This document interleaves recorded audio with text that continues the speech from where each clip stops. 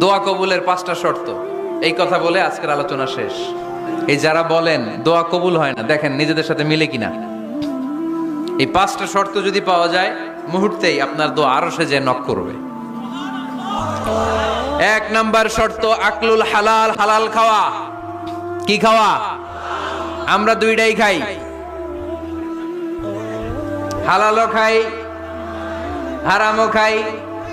বেশি খাই কোনটা? হ্যাঁ, কি খান? আমি কই নাই কিছু, আপনারাই কইছেন। নিজের উত্তরে নিজে ধরা না। হারাম খেলে তো দোয়া কবুল হয় না। লা ইয়াদখুলুল জান্নাতা জাসাদুন গুযিয়া বিল হারাম। ওই দেহ কখনো জান্নাতে যায় না যে দেহ হারাম খেয়ে বর্ধিত হয়েছে। কেন দোয়া কবুল হয় না? মিলিয়ে নেন নিজের জীবনের সাথে, জাস্ট একটু মিলিয়ে নেন।